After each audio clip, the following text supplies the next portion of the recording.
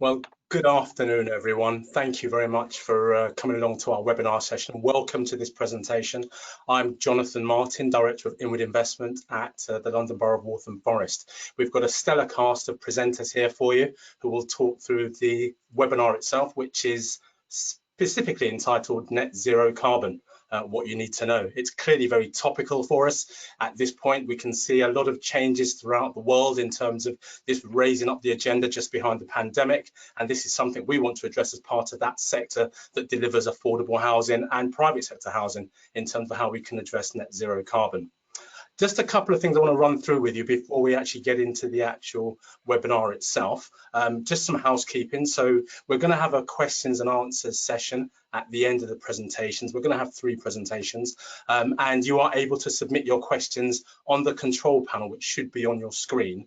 And as you do so, we'll be able to pull those questions off and save them for the Q&A at the end of the session, which should start around about 1:05. We're looking to obviously make sure we get as many questions answered as possible, but just to give you some comfort, this event will be recorded, and we will be looking to make sure the recording is sent around and distributed with the presentations themselves, and all questions asked will be answered by the panel, potentially up to 7 to 10 working days after the event itself, obviously allowing for the number of questions we get. So we do look forward and invite you to submit those questions as soon as you possibly can. So that's really quite important.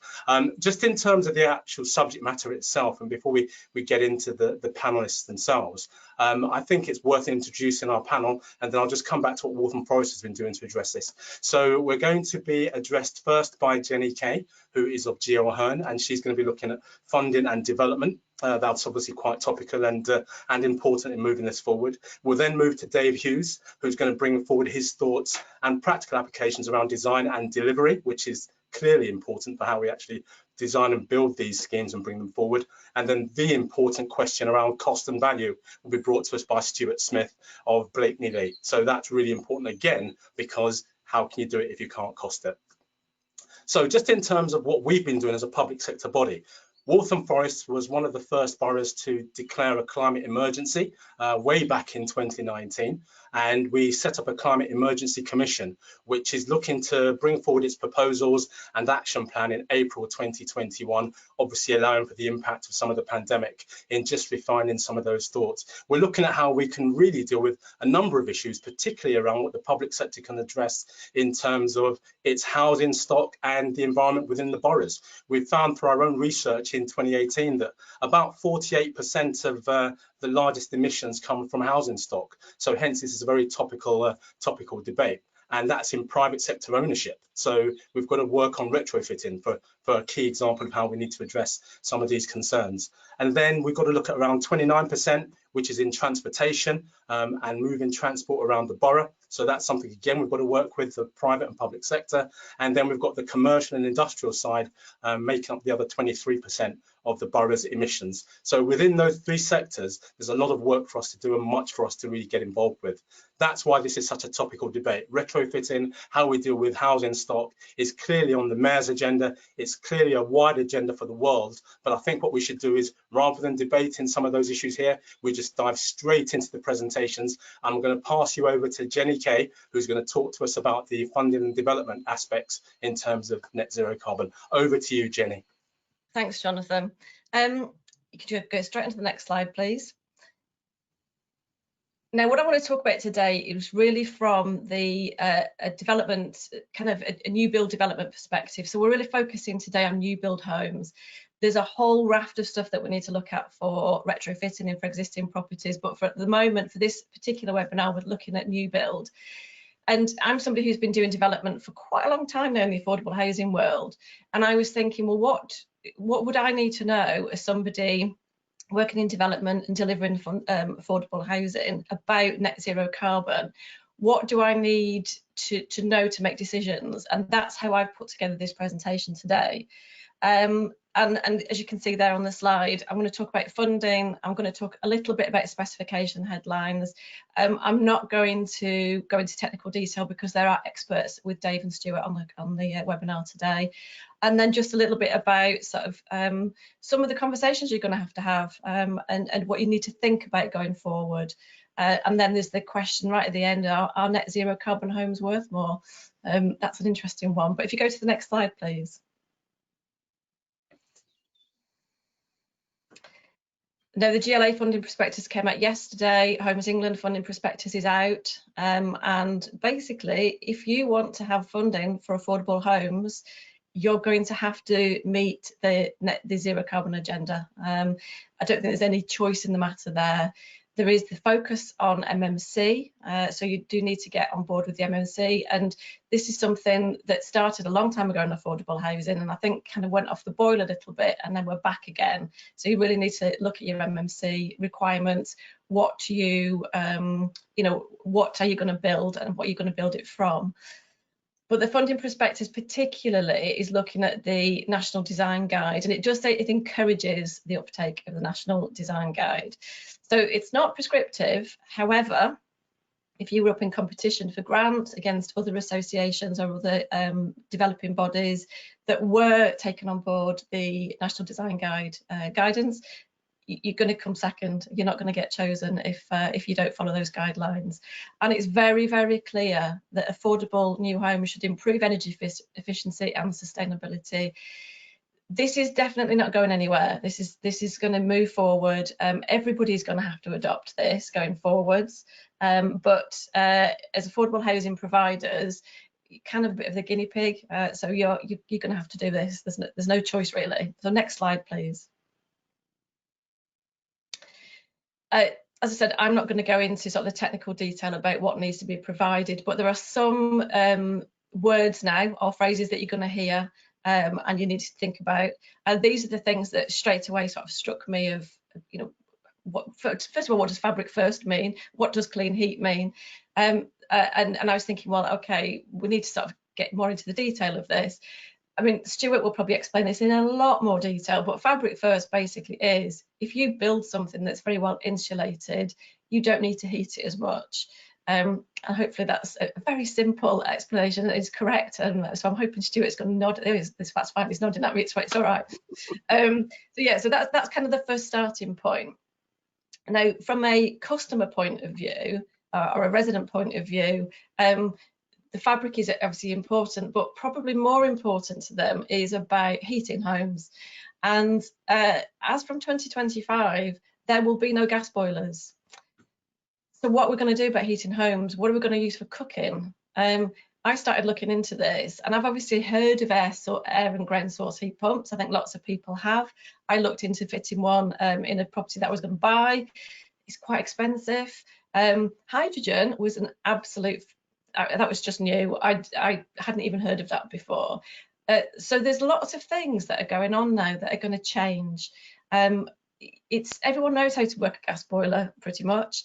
It's standard. They've been put in properties for years.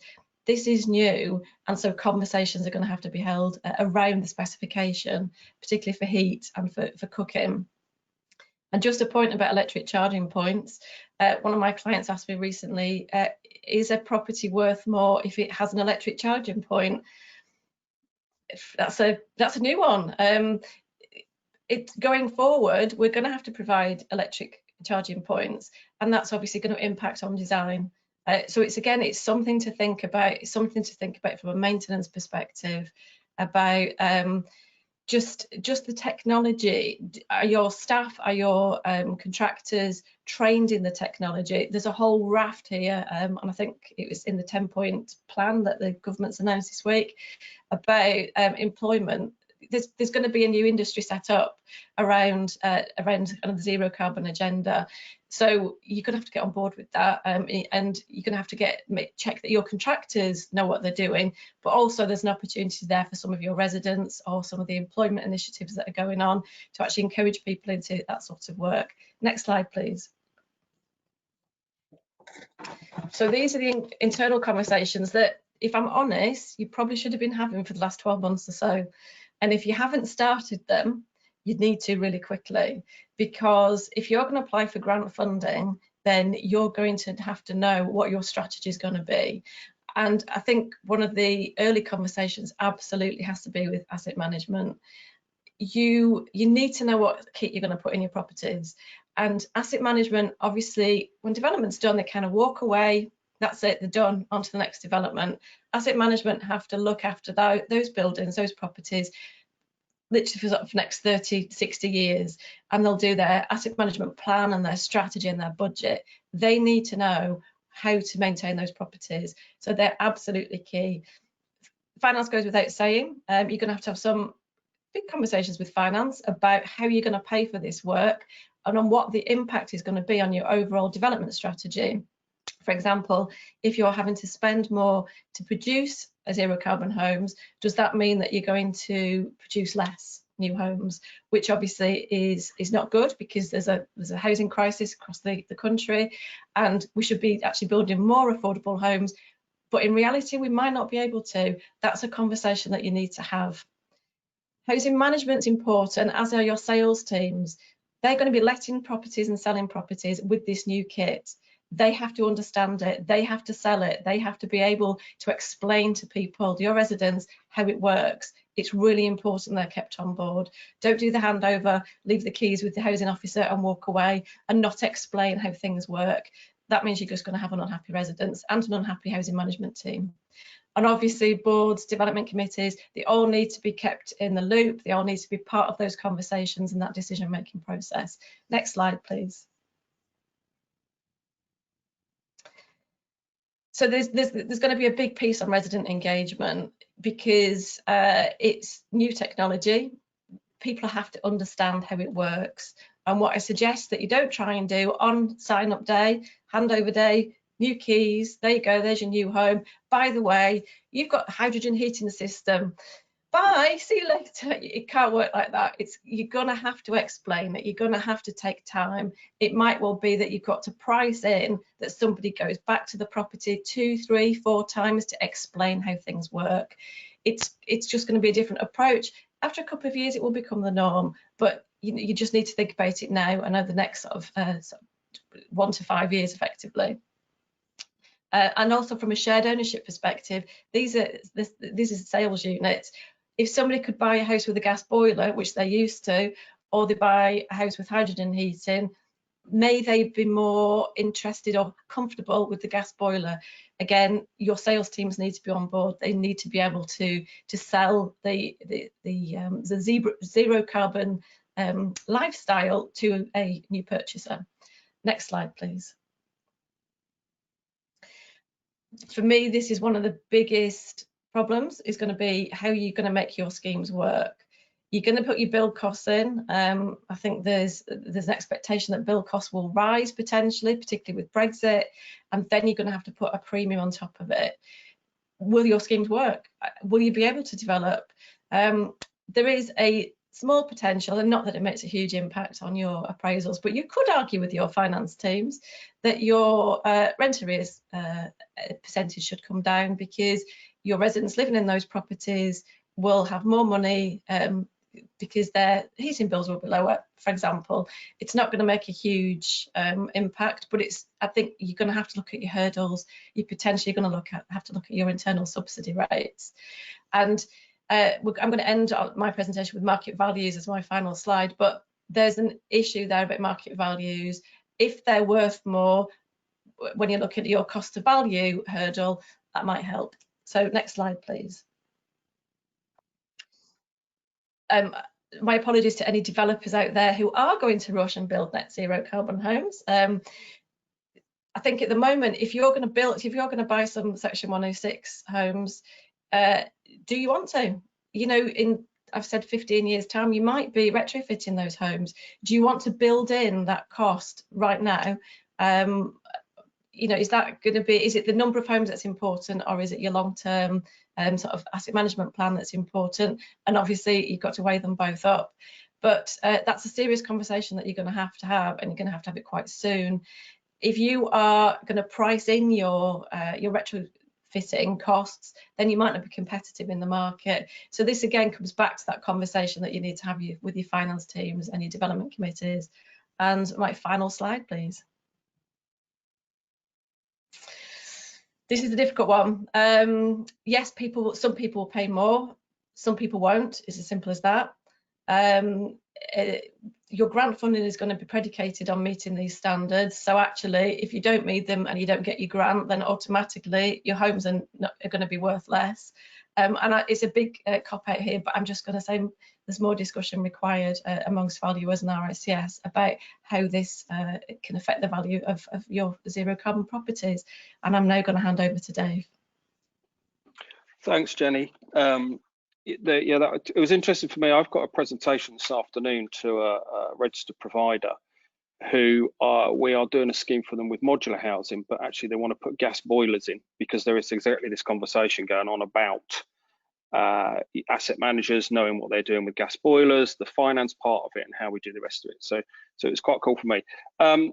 Thank you everyone for joining us. If we have the next slide, please. Okay, I mean, I'll talk a little bit about design. So we are doing quite a lot at the moment with design and delivery of net zero carbon. What we mean by this is that net zero carbon is when the amount of carbon dioxide emissions released by a building in use on an annual basis is zero negative.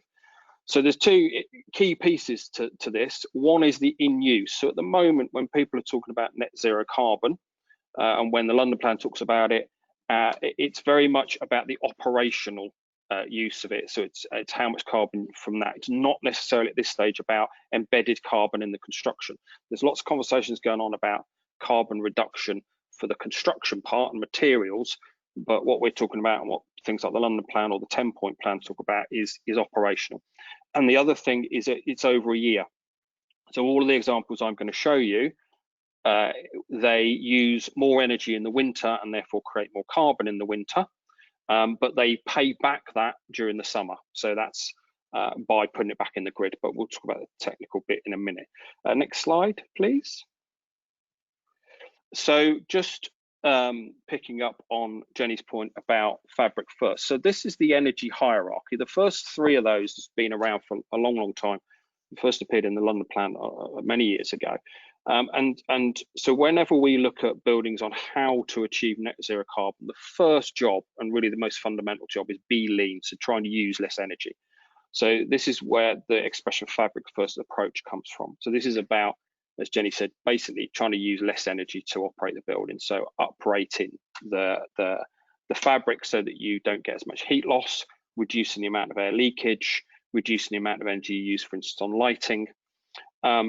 After you've done that, you then look at be clean, and this is really about using energy efficient heating and hot water systems and technology like ground source heat pumps or air source heat pumps, solar water heaters, things like this, low energy light fittings like LEDs. So you seal up the building, you're then using clean energy. After that, you then want to use on-site renewables to give back some of that carbon, so to offset some of that carbon. So things like photovoltaic panels that plug into the grid so you can pay back to the grid. Only after all of those can you do a financial offset. So there are carbon offset funds available where if you cannot meet net zero carbon and you have a little bit of carbon left, you can pay money into a fund, and these funds plant trees in Africa or various other bits and pieces. So they basically offset carbon. The London Plan in particular, most councils and most policy around this won't let you do the financial offset until you've proved you've done as much as you possibly can on the first three. So that you can't just say, well, I'll build whatever I want and just pay a load of money to an offset fund. You have to have done those first three. Next slide, please. So this is some bits that we've been doing. So first one is be lean, fabric first approach. So this is a project that we are doing in Greenwich. And there's one of the guys' little sketches there about the amount of insulation we're using. And what we did there is we basically improved all of our U values on all of the fabric parts of the building. So on the left-hand side of the column is a notional U value, and then on the right-hand side of the column is the U values we use. So on most of them, there was a little bit of improvement, fine. Windows and glazed doors, significant improvement by using triple glazing.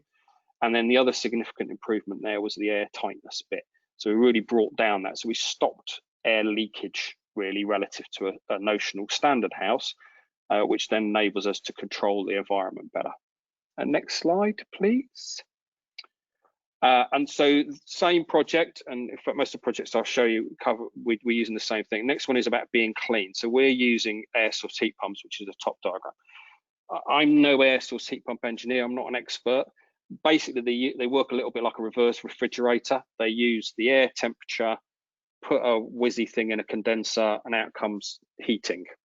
The reason why these are so clean and so popular is the amount of electricity that you use to get that heating is significantly less than any other method.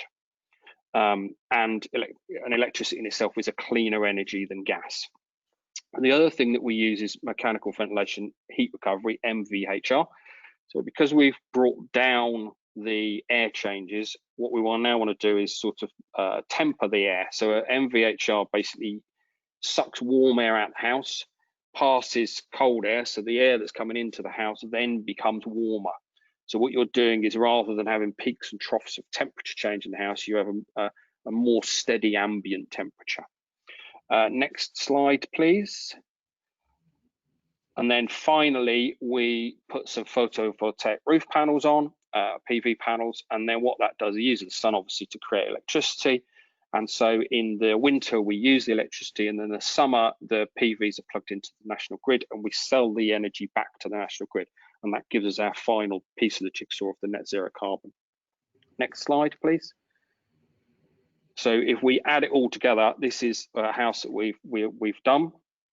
This is what we get. We have the fabric first, improve the fabric, triple glazed windows, we have the MVHR system, we have the PVs on the roof, we have the external air source heat pump.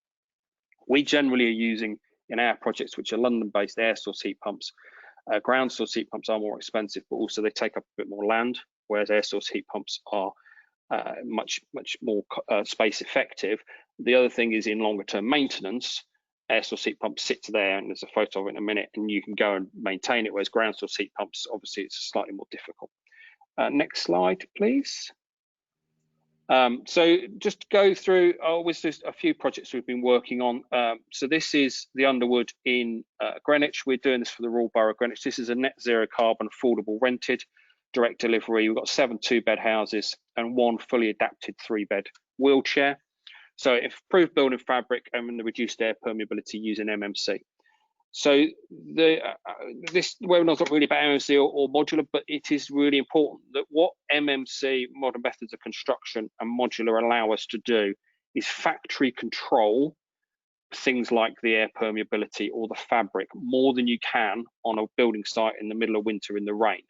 And so it gives you a really good foundation to start. So most net zero carbon we're doing, in fact all the net zero carbon we're doing, we're using some sort of MMC because it gives us greater control than a traditional method of construction. Triple glazed windows, air source heat pump, MVHR, and some PVs. Next slide, please. So that's a photo of some SIP panels. Here's some plans. So that's just showing you how the house is. And I'm an architect, so I can't do a presentation without plans in. Can I have the next slide, please? And we're on site. So here's some photos of it on site. We're due to finish in or hand over in January. So we're really pleased with the scheme. It's a really sweet scheme, and it's doing some really cool things. Next slide, please. So this is Lister Terrace. It's another Greenwich project, and this is full modular. So here we worked with Ilka Homes and NG as the main contractor to do 4 as a pilot scheme of 4 modular net zero carbon houses, again affordable rented.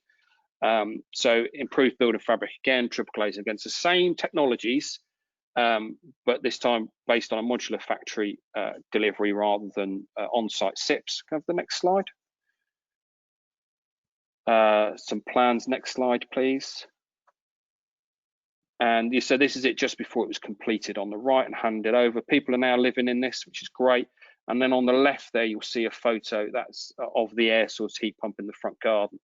And so it's not very big, and it's 1 per house on this scheme. And then we've put a little cage around it to stop kids kicking footballs into it and that sort of thing. So next slide, please. Flintmill Crescent. So this is another Greenwich one. We're doing quite a lot with Greenwich. This is 2 3-bed fully adapted affordable rented houses. The same again, SIPS panels, timber, triple glazed windows, same sort of technology. Next slide, please. And so there's the plan. So these are really nice houses. You know, they're really big, 3-bedroom, fully adapted wheelchair. There are named tenants for these 2 houses. So it's, you know, for us, it's great to be able to provide this stuff and do it in a way that's net zero carbon. Next slide, please. And okay, so there's a couple I'm going to finish off on. So this is one that we're doing. So those are all houses, and that was, you know, that's interesting. Timber SIPs, same sort of technology. This is a scheme we're doing that's on the drawing board at the moment, and this is a net zero carbon affordable rented housing and a community space at ground floor. This is 14 flats. What we're doing here is because it's flats rather than houses, we're looking at magnesium oxide SIPs. So magnesium oxides are non-combustible compared to timber SIPs. The insulation in the middle is still combustible, but the externals are not. So for 3-story flats, we're using the MGO SIPs. And the other difference is that the air source heat pump system is combined. So rather than having one per house, we have a bunch of them which all join together and they serve all of the flats. Each individual flat will still have MVHR, and we're still then going to have the combined photovoltaic panels on the roof. So that's quite a cool one that we're currently in planning pre-app with that one. So yeah, that's going to be starting on site next year, hopefully. Next slide, please. And that's an image of that scheme there that we've got in London. Next slide, please. So this is another one which is fascinating, and I imagine I'll end up doing a webinar on just this subject. So this is a scheme that we're looking at with NG. NG, a big contractor, but also energy providers. And there are lots and lots of estates all over the country built in the 60s and 70s which have a boiler house on it. And the boiler houses have all come to the end of their life. The maintenance is too much money. So what NG are doing is they're looking at those boiler houses and saying we can replace it with a low carbon energy centre, and we will capital fund it, and then we will get the energy costs back over a long period of time. And so part of that then is saying, well, actually, if we're going to do that, is there an opportunity to move the boiler house and the new energy centre and start putting net zero carbon flats on top of it? So this is a study we're doing on a couple of estates. This is one we've got at the moment in outer London, where the energy side is to replace the boiler house with a low carbon energy centre. As I talked about earlier, without fabric first, you're never going to get to net zero carbon, but there's a whole other conversation about retrofitting council estates on fabric first to get to net zero carbon. But anyway, so low energy centre and then building net zero carbon flats on top. So what's happening is that the registered provider who owns the estate, or the council that owns the estate, is getting, they're not having to spend the money on refurbing the boiler house. They're getting additional affordable housing. They are meeting some of the climate change difficulties. So that's a really exciting one for us, and I think it's one that there is an awful lot of moving parts that actually, if they all come together, there's a real opportunity there to unlock quite a lot of things. Next one, please. And I think that's it. So I'm going to hand over to Stuart, and thank you very much. Thank you. Just before we do go to Stuart, just a quick reminder to our guests, please use the questions function to make sure you can get your questions through to the panelists in terms of their presentations. So we can obviously run through this after Stuart's now given his presentation. So sorry, Stuart, over to your good self. Thank you, Jonathan. Thank you, Dave. Next slide, please. So, as discussed in the earlier presentations, this presentation will look at the cost of the technology as well as the cost of the actual construction in achieving carbon zero. So, as with Dave's project, this is a 2-bed, 4-person, 7-number dwellings, and the additional 3-bed, 5-person wheelchair house. All of these meet carbon zero, and again, it will be impossible to do so without a fabric first approach. Next slide, please. So the first element for fabric first, we looked at floor construction. Highly insulated floor build-up such as the Tetris Selector system provides U values as low as 0.11 with zero cold bridging. The system approach to block and beam floor was found to be as little as 12% more expensive than traditional block and beam floors. The offset in the expense comes with the speed of construction. So everything within MMC is all about how fast you can build it compared to a traditional system. So as these can go down faster, it should reduce program time and therefore a prelim cost. So should start making some savings. Next slide, please. We looked obviously the cost. An insulated block and beam floor. A traditional system, comes out at about £84 a square meters, where a modern equivalent like the Selector system is about £98 a square meter. Next slide, please. The wall system. So again, as Dave said before, we looked at SIPS panels. The SIPS construction can be obviously erected much faster than traditional brickwork cavity house. This was found to be approximately 20% faster. So based on a traditional construction period of 40 weeks, that 20% equates to 8 weeks, which again should make savings in prelims, which should reduce some of the capital outlay you have to set aside. Next slide. So as far as cost goes, a traditional cavity wall was estimated around £220 per square metre supplied and installed, versus a SIPS wall construction supplied and installed at £280 a square metre. Next slide. So a little bit on the technology now. Next slide, please. Air source heat pumps, as Dave went into, a super efficient way of changing air to water and providing your heating within your dwelling. For the more traditionalist, radiators can work through, although underfloor heating is the best system. It works the most efficiently anyway. Next slide. So an air source heat pump costs around £6,000 to supply and £1,900 to install, including commissioning, versus a traditional system at £3,000 for boiler and £900 to install. So again, more capital outlay in the first instance. Next slide. So ground source heat pumps, a little bit more complicated, as Dave said. You need a bit more space, whether it be laterally or vertically through the ground. So really for this presentation, we haven't really looked into that too much. We haven't used it on our subject properties.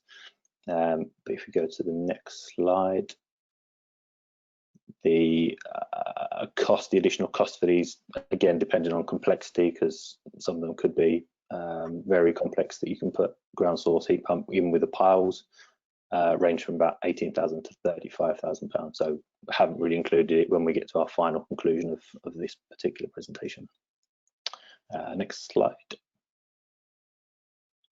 PV, as you all know, this is the way to generate electricity. Approximately 20 high output panels can offer enough surface area to provide peak performance of above carbon zero in the summer, and obviously a reduction in the winter that you would then pay for. Next slide. The cost for 20 panels comes in around 10,300 supplied and installed. Traditional electricity cost for a 2-bed 4-person house is averaged about £865 per annum. Carbon zero, no gas, is around £240 per annum. So you can start seeing the difference by adding the additional PV. It'll bring down some of those costs to the end user. Next slide. Carbon zero home relies on its air tightness, as Dave mentioned. So MVHR is essential. Unfortunately, another expensive bit of kit, but the cost for a fully installed and commissioned system, again on our subject house, 2-bed 4-person, comes in around £7,850. Yeah, next slide. So we did also look at an alternative route to carbon zero, like Dave said, having a full turnkey solution and having a structure made and delivered to site. It doesn't account for the costs of the foundations and other elements, but this is just the actual module cost here. Found to come in around £1,800 to £2,200 a square metre, obviously depending on internal spec, because this comes as a finished product, bathrooms installed, tiled, everything. Obviously, the biggest benefit to full off-site modular is the speed in which it can be delivered on site. So the traditional 40-week program we looked at earlier could be completed in as little as 10 weeks with a full off-site modular. So again, prelim saving that should obviously be offered back to reduce that overall cost. Next slide, please. Again, as we mentioned, contract programs using our examples of our 8-number dwellings at Underwood, a traditional non-carbon zero cavity wall construction would have been estimated at about 40 weeks. The SIPS version of the same project came in at 32 weeks, whereas a full off-site could have been delivered in 10 weeks on site. So you start to see the savings where the savings should be. Next slide. So the extra overcost, the additional technology and thermal performance to create carbon zero has been found to be in the region of £25,000 to £30,000 a dwelling. Using our example project at 82 square meters and the upper additional limit of 30,000, that comes in at £365 a square meter, so not an inconsiderable amount. Next slide. The added value, like I mentioned earlier, is to the end user. Carbon zero has no cost. We can get down to 200. I think I actually said 240 earlier, but somewhere in that range. So yeah, it's the end user that's going to benefit from this, which goes back to Jenny's point previously of should the property be worth more because it's carbon zero. I think a lot of that stems on the person's opinion as to whether they think having a carbon zero home should be worth more. And their opinion on trying to be green versus just assuming that somebody else is going to deal with this problem. Next slide. So yeah, again, the additional limit to additional capital costs are high, unfortunately. So modern methods of construction should be adopted to reduce the on-site construction time, offering savings on construction management and associated on-site prelim costs. And this should bring down the square meter rate to a more palatable figure. Next slide. Oh, that's it. Okay. So yeah, thanks for listening. We'll hand back to Jonathan, who will now host a Q&A session. Great. Well, thank you very much, Stuart. Thanks very much, Dave. And also thank you very much, Jenny. That's been an amazing presentation with a lot of information shared there. I think it's really quite incumbent on us to make sure we do get to just dive a bit deeper into some of the information that you've provided, and I can see a number of questions that have come up both in terms of on our questions panel, so please keep those coming, guests, and also a couple of things that occur in terms of what I'd like to ask yourselves. I think I'll go straight to the questions panel, just in terms of what's been raised. So with the very first question coming from James Gray, what is the current life expectancy on photovoltaics, and does the efficiency drop off as was the case historically over this period? And happy to sort of push that to Stuart. I think you might be on mute there, Stuart. Yeah, sorry, I just realised. So yeah, broke the question down into two parts. So does the photovoltaics sort of energy efficiency die off? A little bit. Obviously, there's a maintenance regime that needs to go into ensuring the panels are fit for as long as they can possibly be. I can find out, to be honest, I'm not entirely sure what the full life expectancy of the product is. But yeah, ensuring that they're maintained and cleaned efficiently and often will obviously ensure that they work to their peak performance. Brilliant, thank you very much. Just to reflect to the attendees again, these slides will be made available after the event, so there is opportunity to watch this on a download. But as we're live, you've got the attention of the presenters themselves, so keep those questions coming. Just raising another question, in using the SIP for the walls, which is basically timber materials, this means more trees need to go down. That's how the question's been worded. It means the buildings will produce zero carbon, but the environment as a whole will have more CO2 as a result of felling of more trees. Do we think that zero carbon is actually achieved? That's a question that I'll throw out to Jenny. Not sure I can answer that one. I know that the timber that's used in building is taken from managed forests, and it's not like they kind of pop into the woods and chop a few trees down and think, well, we'll make these into the timber frame. So it is managed. It is it's an industry, just like, you know, making bricks was an industry. Actually growing the trees for a timber frame is an industry. So for me, it is something that at least it is sustainable, because once you do chop one tree down, you can plant others.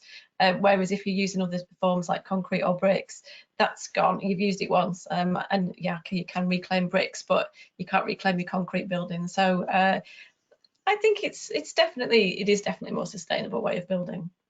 Brilliant, thank you, Jenny. And Dave, any thoughts on that? Yeah, I mean, as we talked about earlier on, the onus at the moment, the direction at the moment that the industry is looking at is on the using part, on the in operation part, because building buildings creates carbon, but actually using them creates a lot more. So the 48% that you quoted earlier on is about an operational amount of carbon.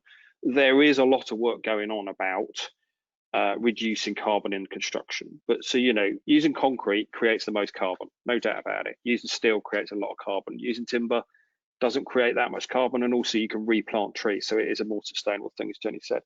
So where we are at the moment, and it's a great question, because yes, the sort of elephant in the room is these are not zero carbon, because they are not built as zero carbon. They are net zero carbon in use.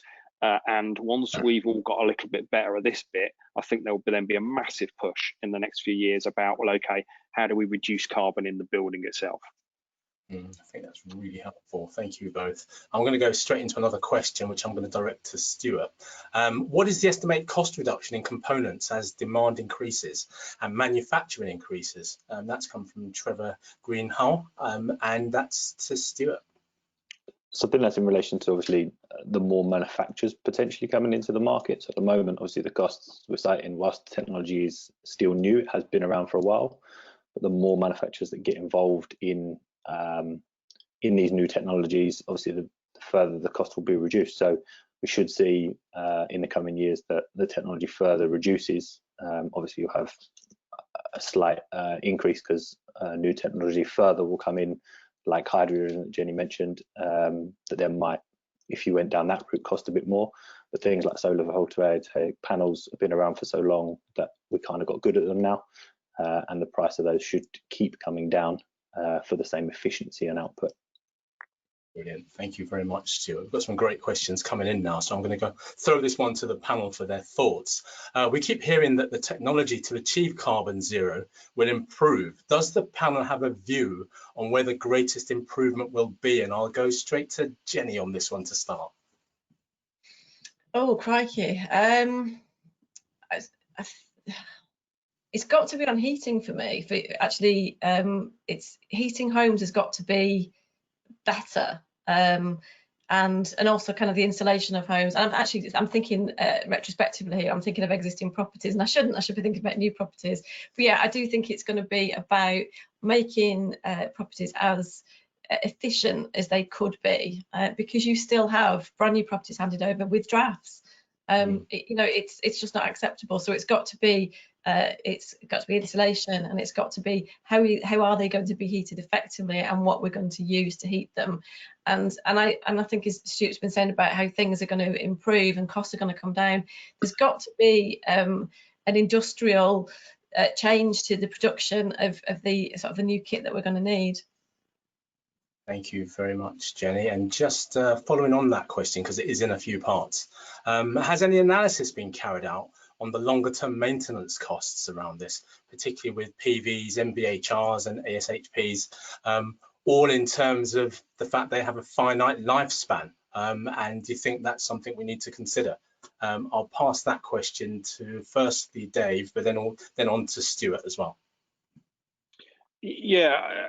Yeah, this is, you know, yes, they need maintenance, and I think the key is that, and the reason why I think we're using PVs and air source heat pumps is that they are more tried and tested than maybe some other technologies which are currently coming out.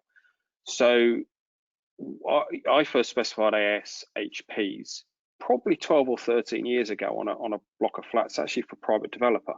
And back then there was a lot of nervousness about, will they work? Do they get noisier? What's the maintenance regime? They actually have been around now for a while, to the point where we are getting quite good at saying a Samsung will do this and a Mitsubishi will do this. And the key is to say there is a maintenance cost. There is a maintenance cost with existing energy systems, gas boilers and all the rest of it. There's a maintenance cost with existing buildings, full stop. We're not going to get rid of that. We just need to make sure that it's a comparable maintenance cost, and we do it for these new bits of kit.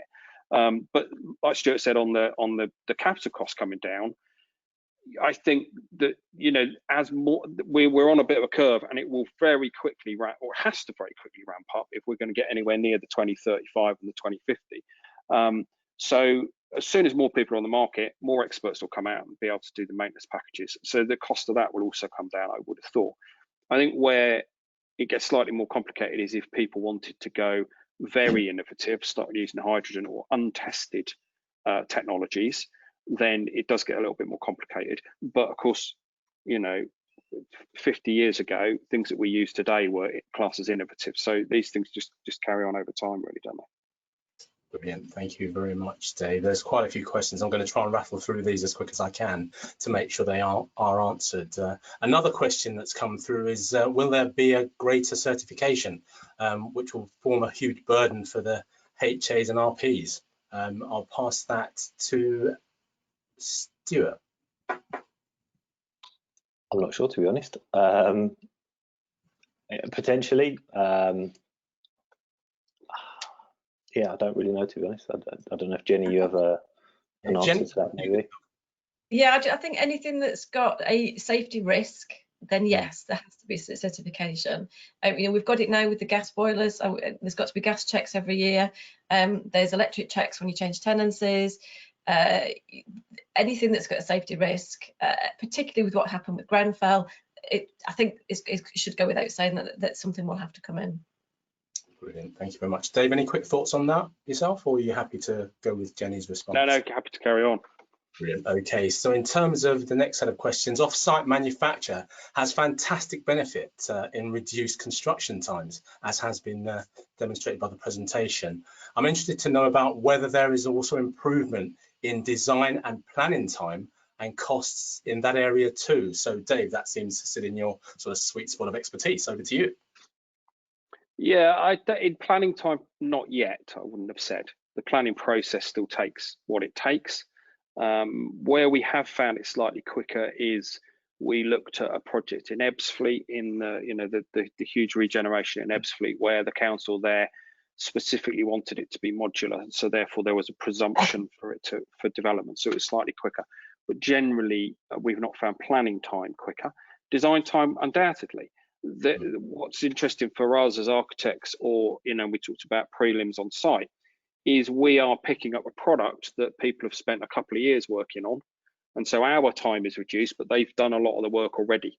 And so we're working with multiple modular providers at the moment who have been developing their designs for 2, 3, 4 years, and all we're doing is picking up a Revit model, and I'm making this sound easy, I'm talking myself out of a job here, and sticking it on a site. But it's slightly more complicated than that, I hasten to add.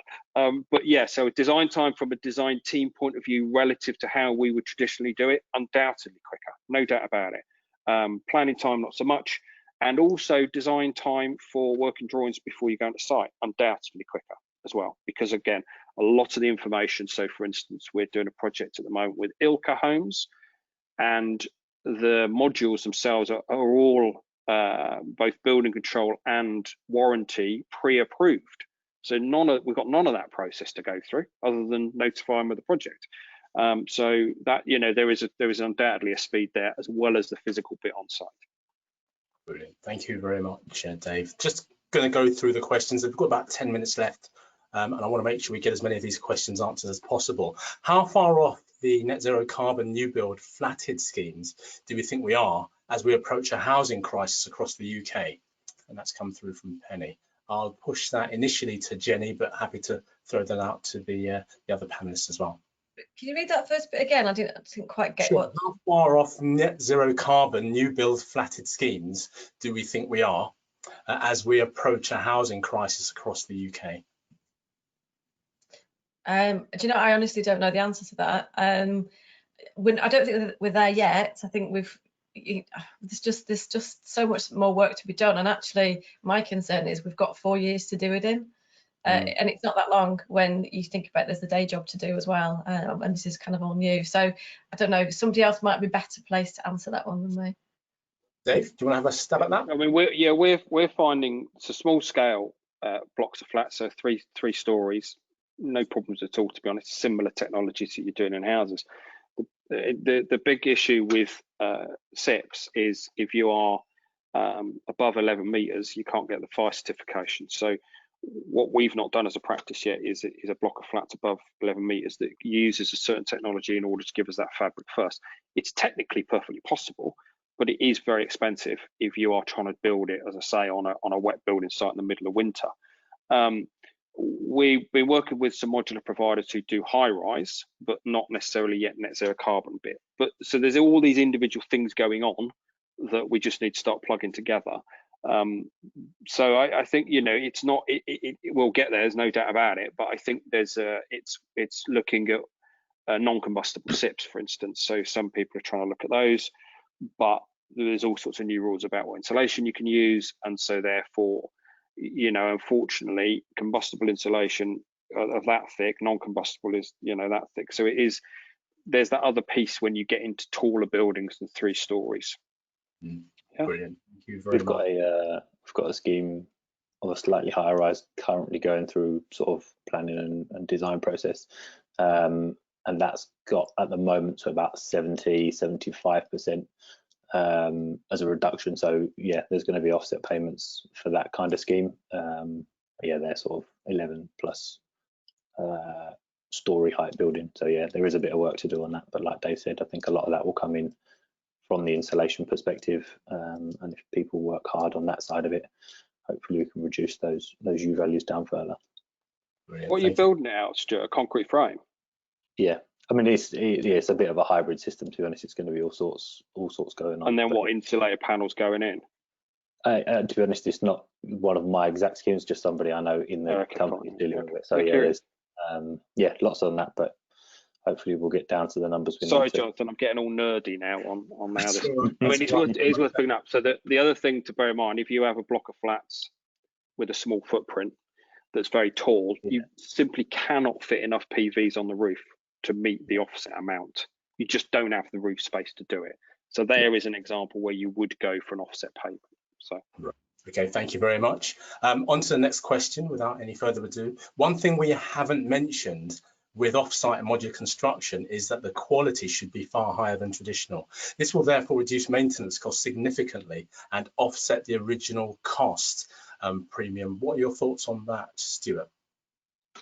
Yeah, most definitely. I mean, it depends on the users living in it as far as the maintenance go, but quality in the first instance, definitely, there's no shadow of a doubt, it should be a far higher quality done in a controlled factory than it would be on a wet building site.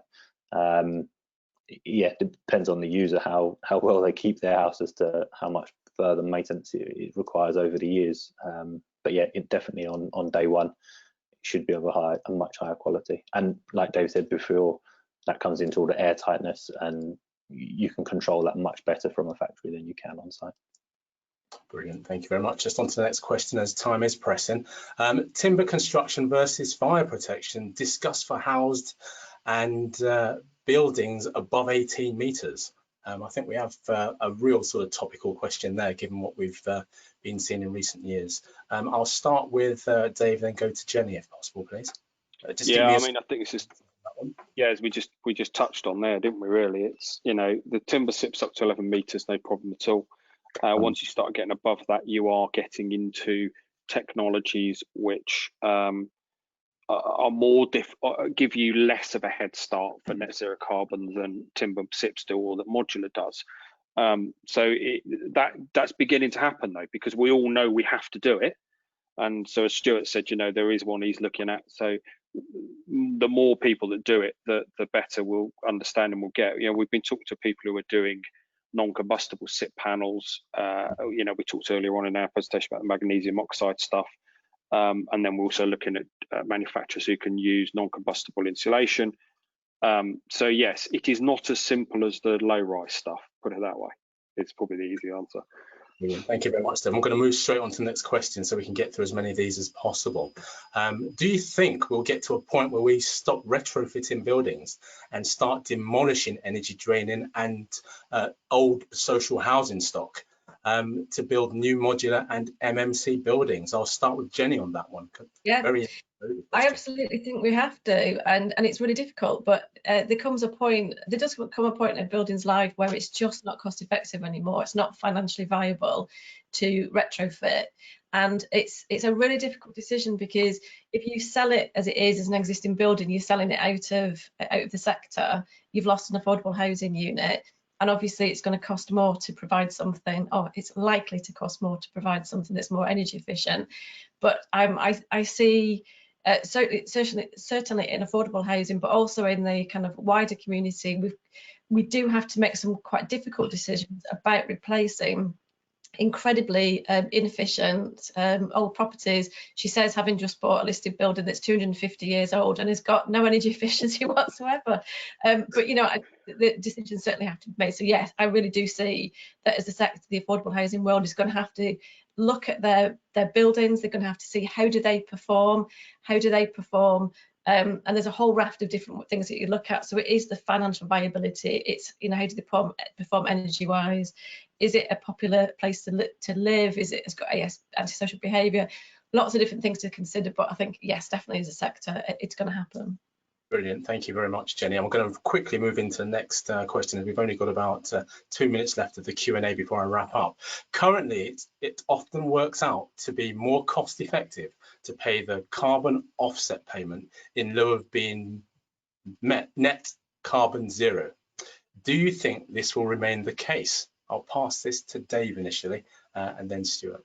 Yeah, I mean, it's a policy issue. For anyone who's interested, New London Architecture have just released a survey that they did called Net Zero London, which was all about blockages, and one of the blockages is policy issue. Now in London, if you have to follow the London plan, which most councils do, you have to demonstrate that you've gone through the energy hierarchy, be lean, be clean, be green, before they'll let you do the offset payments. And so really it's about other councils catching up with those policies and saying you have to demonstrate you've tried everything possible to do it on site before you can start paying off site. Similar, I think, to when we all got used to putting affordable housing on site, everyone threw their hands up and said, oh, we can't put affordable housing on site, we'd rather do the off-site payments. And we all adapted to that, and we all, you know, like that now, and we all think that's a good thing to do. And I think the same is going to happen with this. So yeah. Brilliant. Just very quickly, Stuart, any comments there? To be honest, I think Dave's nailed it with that. Yeah, I don't know there's much more to say on that. Yeah. Thanks, mate. Question. Is it correct that the cost to the end user for air source heat pumps or centralised plant is greater compared to a traditional gas boiler? This raises concerns specifically for affordable homes. Jenny? No, I think the end user pays less. That's the point. They pay less on their utility bills, on their heating bills. So actually the benefit goes to the end user rather than to the association or the affordable housing provider building the unit. Obviously, there's a knock-on effect that if people don't have to pay so much for heating, then they've got more money hopefully to pay their rent. So there is a knock-on effect, but they actually, anybody living in the property with this new technology will benefit from lower heating bills. Brilliant, thank you very much. So sorry, John, let me just chip in, because it's a real interesting point about fuel poverty. So for instance, the ones that Stuart and I are working together on in Greenwich, the only reason that they pay any money is because the amount that they sell electricity back to the grid for is less than they get when they buy it. So that if we had batteries on that site and we didn't sell back to the grid, it would be a zero cost for them. So yes, it is miles cheaper, without a doubt. Brilliant, fantastic. That sort of touched on the last question that is here, which is around fuel poverty. What I'm going to do is really wrap up now, as we've got about a minute to spare. So I'd like to thank the panelists in terms of Jenny Kay. Thank you very much for your presentation, Jenny. Dave Hughes, which has been fantastic from Fuse Architects, and also Stuart Smith from Blakeney Lee, which have given a real insight into where we are with net zero carbon and what we need to know. Very topical, lots to discuss. We will push this information out through a separate presentation, which will basically produce this recording and also answer the remaining questions that weren't answered. So apologies for those that weren't able to get their questions answered, but we got to the majority of them. We hope you've enjoyed the session today. It has been very, very insightful, clearly topical. There's going to be a lot more debate going forward, and obviously we're happy as part of the follow-up to this to make sure we pick up any questions that weren't answered. But I'd just like to thank the organisers again, and hopefully bid you a good afternoon. Thank you for your time. Thanks, guys.